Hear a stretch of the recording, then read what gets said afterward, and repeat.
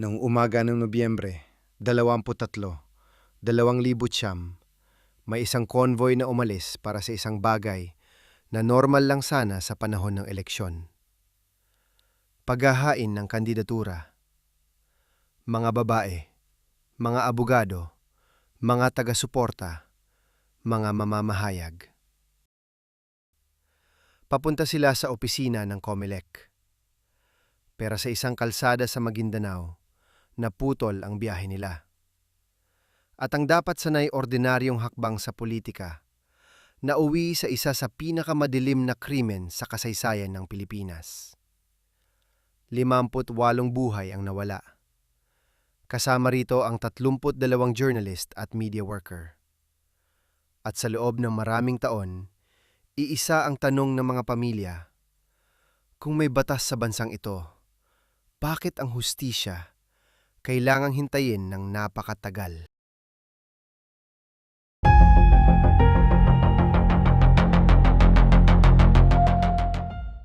Ito ang kwento ng Ampatuan Massacre, na kilala rin bilang Maguindanao Massacre. Pero bago natin balikan ang mismong araw ng krimen, kailangan muna nating maintindihan ang lugar, ang politika, at ang kapangyarihang nakapalibot dito. Dahil ang kasong ito ay hindi lang tungkol sa isang ambush, hindi lang ito tungkol sa eleksyon, hindi lang ito tungkol sa isang political rivalry. Ito ay kwento ng isang probinsya kung saan ang politika, armas, takot, at impluensya ay naghalo sa paraang halos hindi na mahiwalay. At sa gitna ng lahat ng iyon, may mga taong naniwalang ligtas sila dahil kasama nila ang media. Pero sa araw na iyon, kahit camera, press ID, at pagiging babae, hindi naging proteksyon.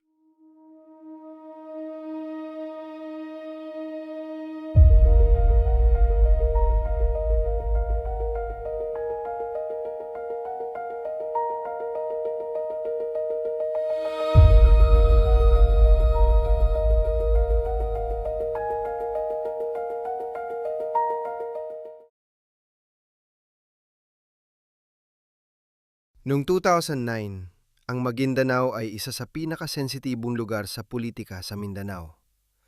Sa probinsyang ito, matagal nang makapangyarihan ng pamilyang Ampatuan. Ang patriarch ng pamilya ay si Andal Ampatuan Sr. Ang kanyang anak na si Andal Ampatuan Jr., na kilala rin bilang Unsay, ay mayor ng bayan ng Ampatuan. At si Saldi Ampatuan, isa pang anak, ay gobernador ng Autonomous Region in Muslim Mindanao noon. Ayon sa mga ulat at trial summaries, malalim ang kapit ng pamilya sa lokal na politika. Hindi lang sila ordinaryong political family. Sa loob ng maraming taon, sila ang dominanteng puwersa sa Maguindanao. May kapangyarihan sa gobyerno, may kontrol sa lokal na teritoryo, may impluensya sa seguridad. At ayon sa Human Rights Watch, may malawak na armadong network na konektado sa kanila. Hindi lang simpleng private army, kundi kombinasyon ng paramilitary forces, police auxiliaries, police personnel, at ilang may official state status. Sa madaling salita, hindi lang ito politika sa papel. Ito ay politika na may armas. Pero nung papalapit na ang 2010 elections, may isang pangalan na handang kumalaban. Si Esmael Toto Mangudadatu. Plano niyang tumakbo bilang gobernador ng Maguindanao. At para sa isang lugar kung saan halos hawak ng isang pamilya ang lokal na kapangyarihan, ang pagtakbo ni Mangudadatu ay hindi simpleng candidacy. Ito ay hamon. Isang direktang hamon sa isang political dynasty.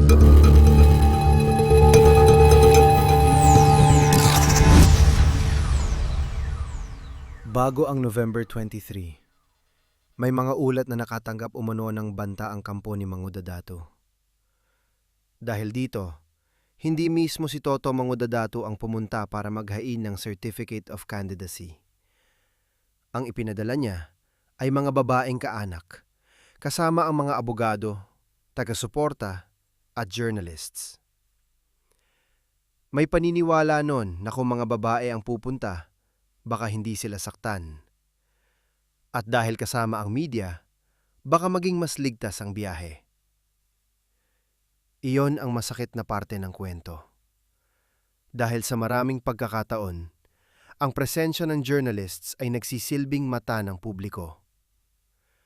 Pero noong araw na yon, ang presensya ng media ay hindi nakapigil sa karahasan. Sa convoy na yon, kasama ang mga taong may kani-kanyang dahilan kung bakit sila naroon. May mga kaanak na tumutulong sa kandidatura, may mga abogado na bahagi ng proseso, may mga mamamahayag na ginagawa ang trabaho nila, may mga sibilyang na dahmay. Hindi sila iisang grupo lang sa isang political mission. Sila ay mga taong may pamilya, trabaho, pangalan, at buhay na hindi na nakauwi.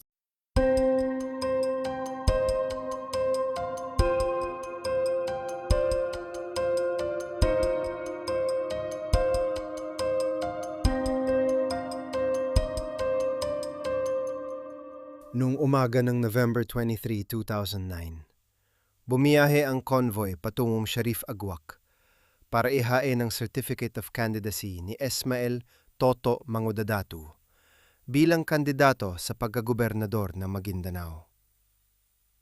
Hindi kasama sa biyahe si Mangudadato mismo. Ang nasa convoy ay ang kanyang mga kaanak, abogado, taga-suporta, at mga mamamahayag na sasama sana sa coverage ng filing. Ang ruta nila ay dapat papunta sa tanggapan ng COMELEC, isang biyahe para sa isang legal na proseso sa eleksyon. Pero bago pa sila makarating sa Sharif Agwak, naharang ang convoy sa bayan ng Ampatuan. Ayon sa mga reconstructed timeline at ulat sa kaso, dumaan ang grupo sa isang police checkpoint sa Barangay Masalay, mga 10 kilometro mula sa kanilang destinasyon. Sa umpisa, checkpoint ang nasa harap nila.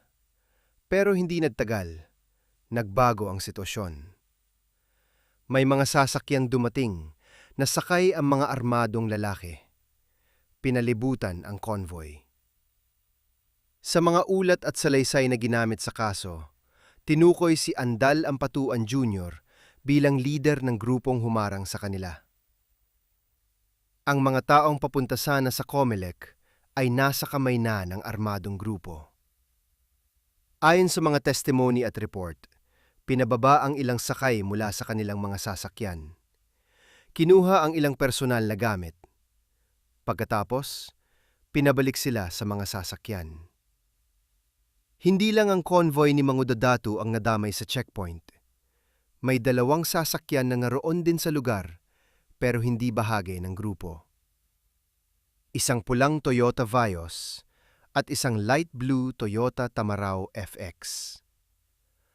Ang mga sakay ng 2 sasakyang yon ay may sarili nilang lakad. Hindi sila kasama sa political delegation. Pero dahil nandoon sila sa checkpoint nang mangyari ang pagharang, napagkamalan silang bahagi ng convoy. Isinama sila. Mula sa checkpoint, ang mga sasakyan ay hindi na itinuloy sa ruta papuntang Sharif Agwak. Dinala sila palayo sa main road, papunta sa mas liblib na bahagi ng Ampatuan. Doon nagsimula ang susunod na bahagi ng araw, ang bahaging hindi na nakita ng publiko habang nangyayari.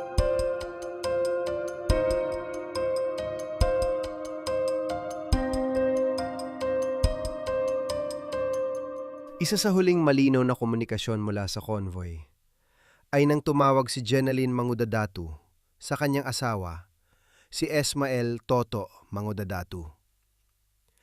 Ayon sa mga salaysay sa kaso, sinabi ni Jenaline na naharang ang kanilang grupo. Binanggit niya rin na naroon si Andal Ampatuan Jr. Ilang sandali pagkatapos noon, naputol ang tawag.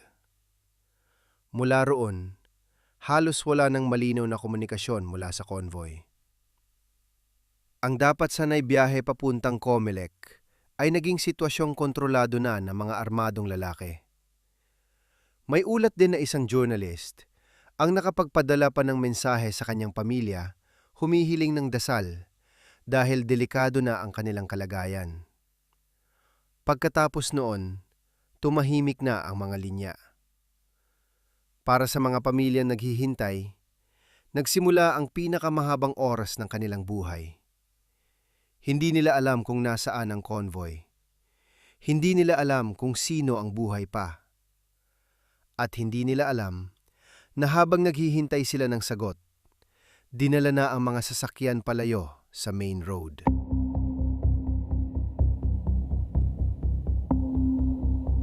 Ayon sa reconstructed timeline at mga ulat sa kaso, ang mga sasakyan ay dinala sa isang off-road hillside area sa bahagi ng Sitio Magating, Sitio Masalay, Barangay Salman.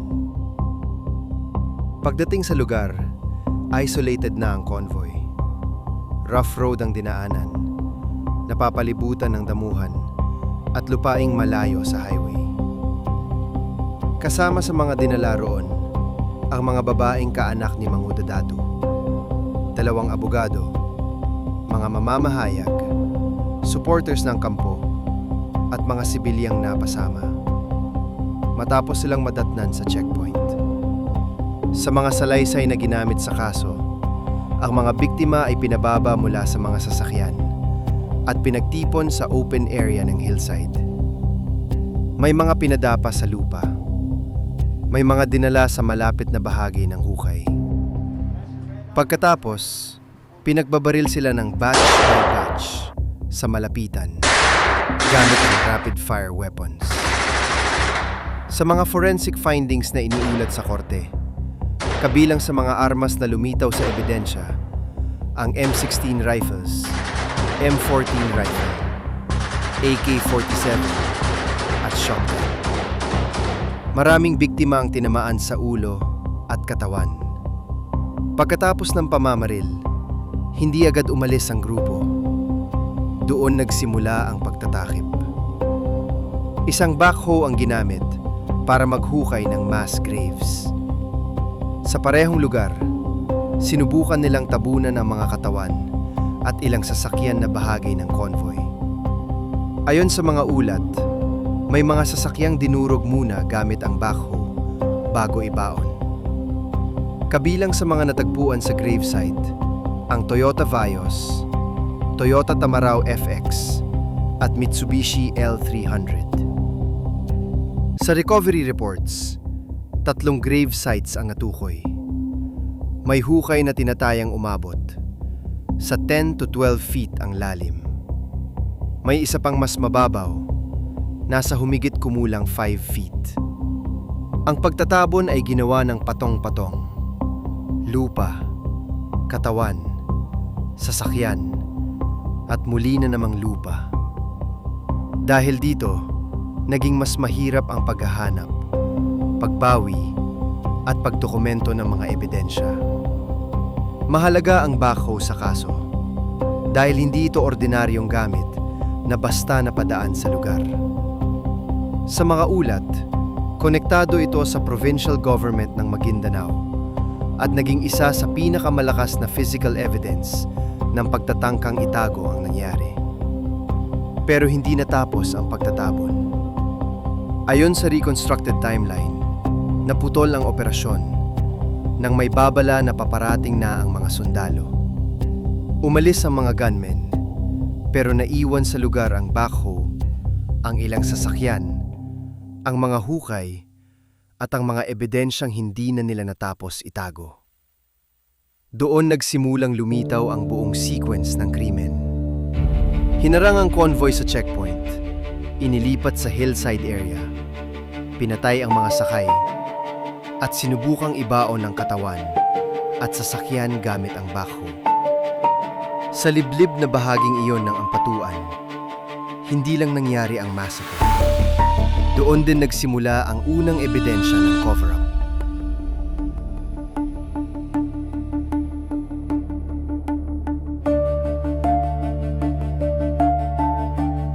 Habang isinasagawa ang pagpatay at pagtatangkang ibaon ang mga biktima, may impormasyon ang nakakarating sa militar tungkol sa pagdukot sa convoy.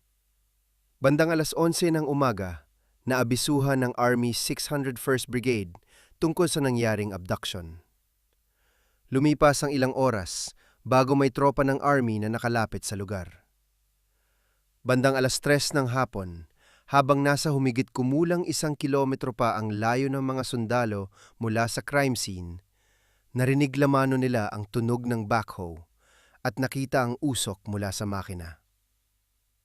Nang makarating sila sa lugar, wala na ang mga gunmen. Ang natagpuan nila roon ay ang mga sasakyan, mga bangkay, ang backhoe at mga hukay na bagong tabon.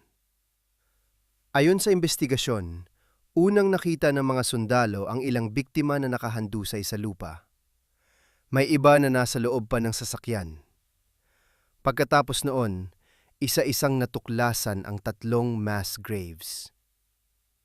Sa kabuuan, 22 biktima ang natagpuang hindi pa naililibing, nasa lupa o nasa loob ng sasakyan.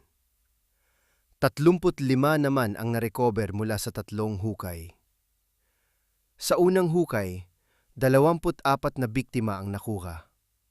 Sa ikalawa, 6 na biktima ang natagpuan, kasama ang 3 sasakyang nadurog bago ibaon.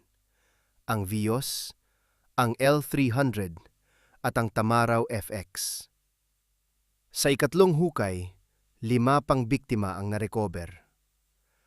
Ayon sa mga ulat, ang unang 2 hukay ay humigit kumulang 10 hanggang 12 talampakan ang lalim. Ang ikatlo ay nasa halos 5 talampakan. Sa puntong yon, nakita ng mga otoridad na hindi lang mga katawan ang tinangkang itago. Kasama ring ibinaon ang mga sasakyan. Kasama ring tinangkang mawala ang ebidensya. At habang ginagawa yon, paparating na ang mga sundalo. Sa historical at memorial count, 58 ang kinikilalang biktima ng Maguindanao Massacre. Pero sa 2019 RTC judgment, 57 counts of murder ang naging hatol ng korte. Dahil ang katawan ni Reynaldo Bebot Momay, isang photojournalist, ay hindi na-recover. Kaya mahalagang malinaw ang 2 bilang sa dokumentaryo. Sa historical record ng Maguindanao Massacre, 58 ang kinikilalang biktima. Kabilang sa bilang na yon si Reynaldo Bebot Mohmay, isang photojournalist na kasama sa convoy noong araw ng pag-atake. Pero sa hatol ng Regional Trial Court noong 2019, ang convictions ay para sa 57 counts of murder. Hindi sinama si Mohmay sa murder counts na napatunayan sa hatol. Hindi na-recover ang kanyang katawan at ayon sa korte, hindi sapat ang ebidensyang naiharap upang legal na mapatunayang namatay siya sa massacre. Para sa kanyang pamilya at sa mga grupong patuloy na kumikilala sa kanya bilang isa sa mga biktima, nananatili siyang ika-58 nasawi. Noong 2025, hiniling ng pamilya ni Momay sa Court of Appeals na kilalanin siya bilang ika-58 victim na Maguindanao Massacre. Kaya hanggang sa official court record, nananatili ang pagkakaiba ng 2 bilang. 58 victims. Sa historical record at paggunita sa mga nasawi. 57 murder counts. Sa hatol ng RTC noong 2019, habang hiwalay pang usapin sa apela ang kaso ni Reynaldo Bebot Mohmay.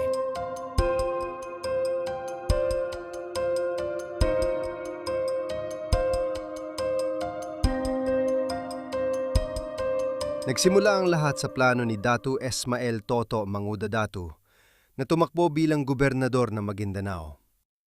Ang massacre ay tumama mismo sa kanyang pamilya at kampo. Napatay ang kanyang asawang si Jenalyn, 2 kapatid na babae, mga kaanak, supporters, abogado, driver, at mga mamamahayag na kasama sa convoy. Pero hindi natigil ang kanyang pagtakbo. Ilang araw matapos ang massacre, itinuloy ni Toto Mangudadatu ang kanyang kandidatura. Noong 2010 elections, nanalo siya bilang gobernador ng Maguindanao. Nanalo si Mangudadatu sa pwestong pinigil sa pamamagitan ng dahas, habang ang mga ampatuan naman ay humarap sa kasong magiging isa sa pinakamalaking murder trial sa kasaysayan ng Pilipinas. Matapos madiskubre ang crime scene sa Sitio Masalay, tumutok ang investigasyon sa mga miyembro ng Ampatuan Clan, sa kanilang mga tauhan, at sa mga pulis at milisya na inakusahang kasama sa pagharang, pagdukot, pagpatay, at pagtatangkang ibaon ang mga biktima at ebidensya.